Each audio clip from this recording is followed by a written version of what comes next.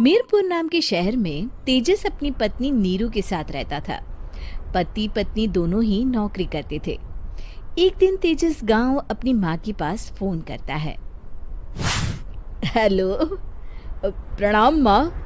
जीते रहो माँ, तुम दादी बनने वाली हो हैं?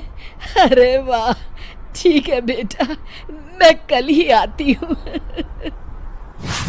जब माँ जी शहर पहुंची तो बेटे बहू ने बहुत अच्छे से स्वागत किया। लीजिए माँ जी, चाय। अरे गर्मा गर्म पकोड़े ले आओ माँ के लिए। नीरू रसोई में गई और 2 मिनट में ही पकोड़े ले आई। जी ये लीजिए। बहू जादू से बनाए हैं क्या? अभी तो रसोई में गई थी। यम्मी। माँ जी, शीला रसोई में पकोड़े तल रही है, मैं बस लेकर आई। हे भगवान, मेरा धर्म भ्रष्ट कर दिया तूने। अब तो गंगा जल से शुद्धिकरण करना होगा। दूसरे दिन, माँ जी मैंने नाश्ता बना दिया है, ऑफिस जा रही हूँ। पर अभी तो घर का सारा काम पड़ा है। शीला आती ही होगी, झाड़ू पोछा बर्तन कपड़े वो सब कर लेगी। हमारे जमाने में घर का सारा काम हम ही करते थे। जी माँ जी, आप बहुत होशियार हैं, मैं घर ऑफिस दोनों नहीं संभाल पाती। तो जरूरत क्या है घर से बाहर जाकर चाकरी करने की? वैसे भी घर का काम खुद करने से घर में बरकत आती है, समझी?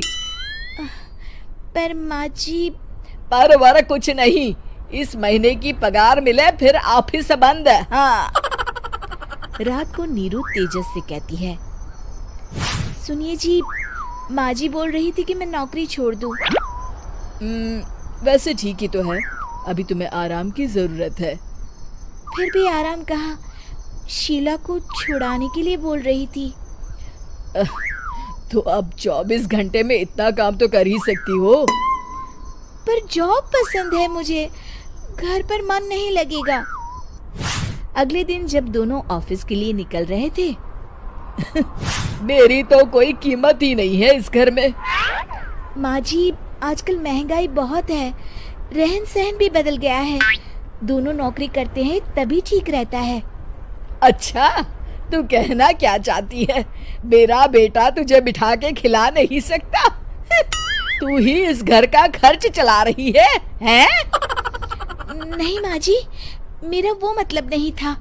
मतलब खूब समझती हूँ, ये बाल धूप में सफेद नहीं किए मैंने। हाँ। अब तो ये रोज का काम हो गया था। तेजस भी रोज की झिकझिक से परेशान हो गया था। एक दिन उसने कहा, नीरू, वैसे भी तुम्हें मैटरनिटी लीव मिलने वाली है, तो अभी से ही छुट्टी ले लो। पर क्या, मेरी सैलरी अच्छी खासी है। आखिर नीरू ने रिजाइन कर दिया। जब बच्चा हुआ तो घर में सब बहुत खुश हुए। कुछ दिनों बाद तेजस फाइल देख रहा था।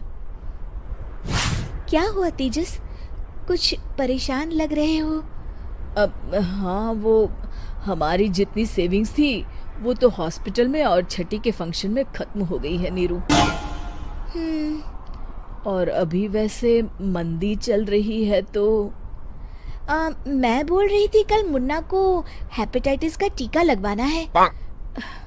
नीरू, क्या पोस्टपोन नहीं कर सकते? नहीं जी, बिल्कुल नहीं। अब तेजस को समझ में आ रहा था कि उससे गलती हुई है। पैसों की कमी का असर घर के माहौल पर भी पड़ रहा था। अगले दिन, बेटा मेरा चश्मा और ये दवाइयाँ ले आना, पर्चा देते हुए माँ जी ने कहा। जी। तेजस, मुन्ना के लिए दूध का डिब्बा और डायपर भी ले आना, और ये किराने के सामान की लिस्ट है, इसे भी लाना है। तेजस गुस्से में लिस्ट मरोड़कर फेंकता है और चिल्लाता है, पैसे क्या पेड़ पर उगते हैं? ये ले आना, वो ले आना। अरे पर ये जरूरत का सामान ही है। वो गुस्से में बिना कुछ कहे ऑफिस चला गया। अरे लंच तो ले जाइए।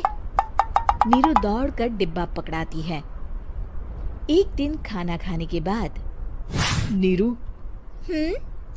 अब तो मुन्ना कुछ बड़ा हो गया, तो अब तुम वापस ज्वाइन कर लो ना जॉब। पर इस रिसेशन में जॉब मिलना बहुत मुश्किल है। ट्राई तो करो। फिर मुन्ना? माँ जी है ना, और एक फुल टाइम मेड भी लगा लेंगे। पर माँ जी, उन्हें तो पसंद नहीं। तभी माँ जी वहाँ आ जाती है और प्यार से नीरू के सर पर हाथ फेरते हुए बोलती है, अब मेरी समझ में आ गया बहू, पहले के और अब के समय में अंतर है।